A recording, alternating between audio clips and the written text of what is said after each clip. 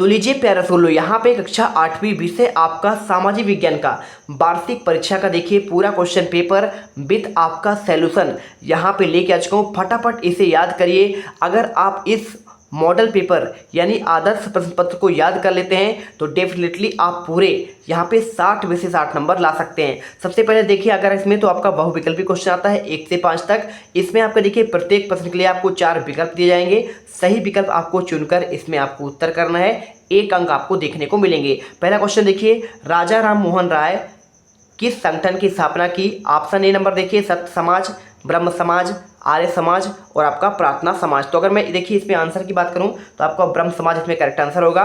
भारतीय संविधान सभा का गठन कब किया गया? जनवरी 1950, नवंबर 1949, अगस्त 1947, दिसंबर 1946। तो आपको ऑप्शन नंबर डी नंबर दिसंबर 1946 करना है। इसके बाद देखिए, ब्रिटिश शासनकाल के प्रथम और अंतिम गवर्नर जनरल कौन थे? वारेन हेस्टिंग, लॉर्ड माउंटबेटन या फिर लिटन और आपका देखिए रिफन। देखिए यहाँ पे लॉर्ड कर्जन है, फिर आपका लॉर्ड इरविन, वारेन हेस्टिंग है, फिर आपका डलहौजी। तो देखिए आपको जो सही आंसर है आपका ए नंबर। यहाँ पे देखिए प्रथम आपका जो है ना वारेन हेस्टिंग यहाँ पे बंगाल के आपके यहाँ पे गवर्नर जनरल कहलाते हैं और लॉर्ड माउंटबेटन भारत के अंतिम गवर्नर जनरल कहलाते हैं। तो आपका यही पूछा गया था। 1905 में लॉर्ड रिपन बने थे, है ना। तो यहाँ पे जब आपका बंगाल का विभाजन हुआ था। इसी के साथ देखिए आपका पे सूरत अधिवेशन भी इसी टाइम पे आपका हुआ था। रेशम के कीटों का वाणिज्यिक पालन क्या कहलाता है? चौथा question, agriculture, sericulture, pisciculture, viticulture. देखिए एग्रीकल्चर तो आपको खेती करना कहलाता है। सेरीकल्चर आपका हो गया, पीसी यानी आपका होता है मत्स्य पालन हो गया। सेरीकल्चर आपका होता है रेशम के कीटों का आपका पालन करना। इसके बाद देखते हैं सघन जनसंख्या वाले क्षेत्र को क्या कहते हैं? पांचवा क्वेश्चन, मरुस्थलीय क्षेत्र, नदी घाटी क्षेत्र, पर्वतीय क्षेत्र, फिर देखिए शीतोष्ण क्षेत्र। तो आपको देखिए ये आपका होता है नदी घाटी क्षेत्र में सघन जनसंख्या होता है। जैसे आपको देखिए गंगा नदी के किनारे या फिर आपका नर्मदा नदी के किनारे ज़्यादा आपका जो है यहाँ पे सघन आबादी पाई जाती है ना। आपको नदियों के किनारे ही यहाँ पे सबसे ज़्यादा क्या है आपका यहाँ पे क्या है धार्मिक और देखिए आपका यहाँ पे स्थैतिक यानी आपका जो है लोग ज़्यादा आपका निवास करते हैं, खेती किसानी सब कुछ करते हैं। ठीक है, चलिए तो यहाँ पे आपका ज़्यादा विकास होता है। आपको आंसर का लेना है। वीडियो में अगर आप पहली बार आए हैं दिल से वीडियो को लाइक करें, चैनल सब्सक्राइब जरूर कर लीजिएगा। ठीक है, चलिए रिक्शा देखिए 6 से आपके 10 तक इसकी आपको देखिए पूर्ति करना है। 1 अंक आपको इसमें दिए जाएंगे। ऑप्शन में क्या दिया है थोड़ा सा जूम कर लेते हैं। तो यहाँ पे देखिए इसमें आपका पूछा गया है संसदीय शासन पद्धति में डैश डैश अपने प्रतिनिधियों का चुनाव करती है। तो कौन करता है? आपको ये बताना है कि भाई करता कौन है। तो यहाँ पर देखिए आपका करता है जनता। ठीक है, आपको जनता आंसर कर लेना है। भारत में रेलगाड़ी का प्रचलन कब हुआ? तो आपका देखिए इसमें 16 अप्रैल और यहाँ पे आपको लिखना है 1800 क्या लिखना है आपका 53। ठीक है, यहाँ पे आपका आंसर हो जाएगा। पहाड़ी भूभाग में आने वाली आपदा क्या कहलाती है? तो आपका ये कहलाता है देखिए आपका भूस्खलन। ठीक है, इस खलन कहलाती है। ठीक है, आप लिख दीजिएगा। और इसके बाद कानून बनाने का अधिकार किसे है? तो यहाँ पे देखिए आपको यहाँ पे संसद को है। ठीक है, संसद को कानून बनाने का अधिकार होता है। केसरी समाचार पत्र का संपादक कौन थे? इसमें आंसर देखिए यहाँ पे गंगाधर तिलक आपको आंसर करना है। ठीक है, बाल गंगाधर तिलक। ठीक है, आप पूरा कर लीजिएगा, बाल गंगाधर तिलक इसमें आंसर आ जाएगा। इसके बाद देखिए अति लघुत्तरी क्वेश्चन 11 से आपके 16 तक आएंगे। इसमें कैसे करना है? विश्व के प्रमुख चाय उत्पादक देशों के आपको नाम बताने हैं। मैं आपको इसका आंसर प्रोवाइड करा देता हूं। ठीक है, देखिए उत्तर में आपको लिखना है भारत, श्रीलंका, चीन, जापान, इंडोनेशिया चाय के आपके प्रमुख क्या हैं उत्पादक देश हैं। इसके बाद देखिए आपका देश का शासन चलाने हेतु आवश्यक नियमों का संग्रह करना है। 12वां क्वेश्चन, इसमें आपको देखिए देश का शासन चलाने हेतु आवश्यक नियमों का संग्रह को यहाँ पे संविधान कहते हैं। इसके बाद देखिए क्वेश्चन 13, दीकू कौन थे? आदिवासी इन्हें क्यों नफरत करते थे? तो अगर मैं इसके आंसर की बात करूँ तो देखिए दीकू अंग्रेज लोग थे। ये आदिवासियों के क्षेत्र में हस्तक्षेप करने के कारण आदिवासी दीकों से नफरत करते थे। इसके बाद देखिए आर्य समाज की स्थापना किसके द्वारा की गई थी? तो आपको उत्तर लिखना है आर्य समाज को देखिए 1875 में आर्य समाज की स्थापना स्वामी दयानंद सरस्वती ने की थी। इसके बाद देखिए दूषित पानी से होने वाली किन्हीं 3 बीमारियों के नाम बताइए।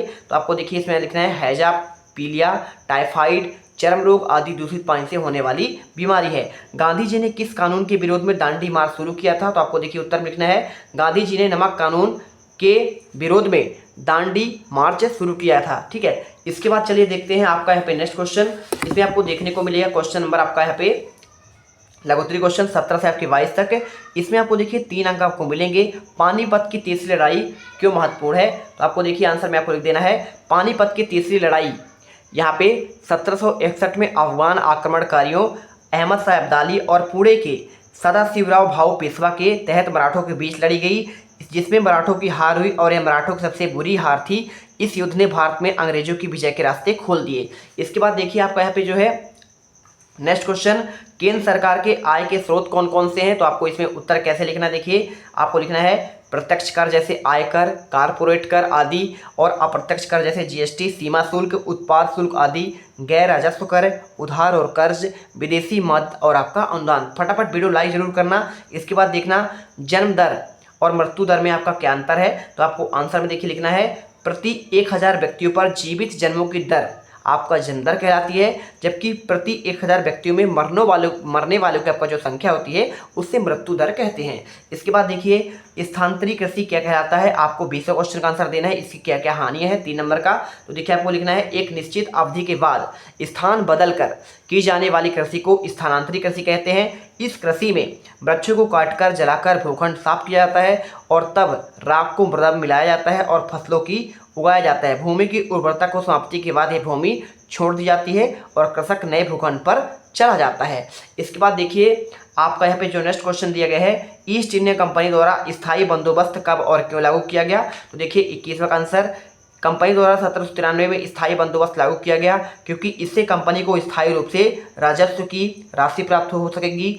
जमींदारी में जमीन में भूमि सुधार के खर्चों के लिए प्रोत्साहन मिलेगा। जमींदारों को विशेष क्षेत्र देकर राजस्व वसूली की मांग को स्थायी रूप से करने पर कंपनी को अधिक लाभ होगा। ठीक है, तो यहाँ पे आपको जो है इस प्रकार से आपको आंसर करना है। स्क्रीनशॉट कर लीजिए फटाफट या फिर कॉपी पर लिख लीजिए। इसके बाद देखिए वर्नाकुलर से आपका क्या आशय है, आंसर में आपको देखिए लिखना है वर्नाकुलर शब्द आमतौर पर मानक भाषा से अलग किसी स्थानीय भाषा या बोली के लिए प्रयोग किया गया और भारत जैसे उपनिवेशिक देशों में अंग्रेज रोजमर्रा इस्तेमाल करने की स्थानीय भाषाओं और साम्राज्यवादियों की शासकों की भाषा के अंग्रेजों के बीच फर्क को चिन्हित करने के लिए इस शब्द का इस्तेमाल किया गया है। ठीक है, इसके बाद देखिए आपका यहाँ पे अब आता है आपका 23 से 26 तक के 5 नंबर वाले क्वेश्चन में देखिए क्या दिया गया है, किसी लोकतांत्रिक देश की संविधान की क्यों जरूरत आपका होती है, तो देखिए आपको किसी भी देश की संविधान की जरूरत इसलिए होती है, देश की राजनीतिक सत्ता और तय संविधान द्वारा ही किसी देश का शासन निर्धारित होता है। इसके साथ देखिए आपको यहाँ पे जो है पूरा आंसर कर लेना है, सत्ता के दुरुपयोग को रोकना, संविधान ऐसे नियम तय करते हैं जिनके द्वारा राजनेताओं को हाथों में सत्ता दुरुपयोग किया जा सके। साथ में देखिए न्याय की स्थापना, संविधान द्वारा न्याय की स्थापना की जाती है। नागरिकों को मौलिक अधिकार प्रदान किए जाते हैं। व्यापक हितों की रक्षा के लिए संविधान देश के व्यापक हितों में देशभक्ति की आस्था आदर्शों की रक्षा करता है। अल्पसंख्यकों के हितों की रक्षा के लिए बहुमतवाद और बहुमतवाद की निरंकुशता को आपको लगाता है। साथ में देखिए आपको इसमें जो है विधायिका और आपका कार्यपालिका में क्या अंतर है पूछा गया है। इसका आंसर देखिए विधायिका काम कानून बनाना है, संशोधित करना, लागू करना और निगरानी करना। यह संसद या विधानसभा के रूप में कार्य करती है जहां जनप्रतिनिधि बैठकर नीतियां और कानून पर चर्चा करते हैं, जबकि कार्यपालिका का मुख्य कार्य इन कानूनों को लागू करना है। प्रशासनिक कार्यों का संचालन करना होता है। इनमें राष्ट्रपति, प्रधानमंत्री, मंत्री और सरकारी अधिकारी होते हैं जो सरकार की नीतियों पर जमीन पर उतरते हैं। क्वेश्चन देखिए 25वां क्या लिखा है, वनों से आपका होने वाले आपको लाभ बताइए, तो देखिए वन प्राणियों को आश्रय प्रदान करते हैं और ऑक्सीजन यहाँ पे प्रदान करते हैं। साथ में देखिए वनों से इमारत, लकड़ी, गोंद, रबर, घास, औषधियाँ आदि प्राप्त होती है। वन मृदा अपरदन रोकने में सहायक होते हैं। ठीक है, लास्ट क्वेश्चन देखिए साइमन कमीशन का भारतीयों द्वारा विरोध क्यों किया गया, तो इसमें आंसर देख लीजिए क्या लिखना है आपको। इसमें 1727 में इंग्लैंड में बैठी ब्रिटिश सरकार ने लॉर्ड साइमन की अगुवाई में आयोग भेजा और इस आयोग को भारत के राजनीतिक भविष्य का फैसला करना था। इस आयोग में कोई प्रतिनिधि नहीं था। इस वजह से भारत में भारी असंतोष पैदा हुआ और भारतीयों ने इसका विरोध किया। तो आपको इस प्रकार देखिए पूरे क्वेश्चन के आंसर प्रोवाइड करा दिए गए हैं और वीडियो को लाइक जरूर कर दीजिएगा, साथ में चैनल को सब्सक्राइब जरूर कर देना। ठीक है।